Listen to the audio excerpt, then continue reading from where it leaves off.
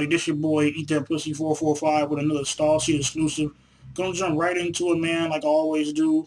Smackdown recap of March 9th, 2012. The match was actually what a show was actually pretty good tonight. I ain't gonna lie, man. I'm gonna give credit where credit is due. It wasn't the shit, but it was okay. I'm gonna start off with the last match, six-man tag team match: Daniel Bryan, Cody Rhodes, and The Miz versus Sheamus, Randy Orton, and The Big Show. This match was actually pretty good. Sheamus, the way it ended, Sheamus threw Daniel Bryan out the ring. Randy Orton and The Miz was left. Randy Orton RKO'd the fuck out of The Miz. The match ended. He pinned him and shit. Randy Orton was left alone up in the ring. You already know Kane came out. Well, his music didn't play, but Kane came out, grabbed him, started beating Randy Orton's ass. But after a little bit, he wasn't actually beating his ass. The motherfuckers was exchanging blows, from left to right. Then the fight escalated into the crowd. Motherfuckers started fighting up in the crowd. Woohoo! The crowd all going wild and cheering and shit. But I mean, and then of course you already know the show ended. What else is new? But I mean that match was actually pretty good. Actually, I actually enjoyed it. Randy Orton earlier on up in the match. The reason why Kane came out, the motherfuckers was feuding, but the reason why Kane came out in the first place is because there was a match between Theodore Long and John Laurinaitis. With David Otunga's ass kiss himself. So I mean, it was actually quite crazy. He made a little stipulation. John Laurinaitis did.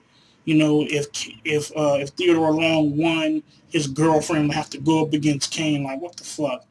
So, I mean, Kane was coming out. Randy Orton came out there, RKO'd the shit out of Kane. Big, huge ass fight, But, I mean, other than that, he RKO'd the shit out of him.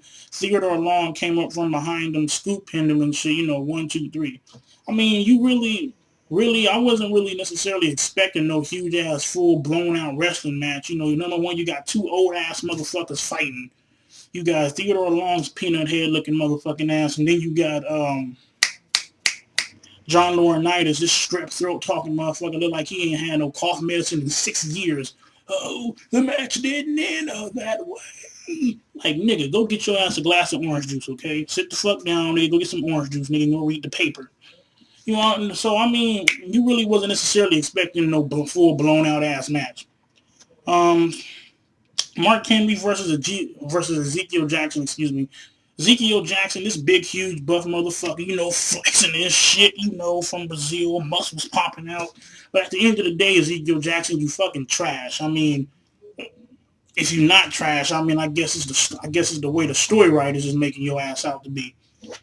But I mean, Mark Henry, nigga, he went up against Mark Henry. Mark Henry wasn't gonna bullshit. Mark Henry came out there, fall forward, slammed this motherfucker, and the shit was over just like that. And the match wasn't even 5 minutes long, I believe. So I mean, Ezekiel Jackson, you got fucked up. Another good match I want to point out was a steel cage match versus a steel cage match between Santino Marella, and Jack Swagger. It was a cage match for the United States title. You already know Vicky Guerrero, her vampire screaming sounding like Sindel off of Mortal Kombat. This bitch had to be at ringside. She's shouting and screaming, "Let's go!" with that chipped ass front tooth. So this bitch was out here, was out at ringside. Excuse me. So I mean, Santino Marella still kept his title. And what the fuck else is new?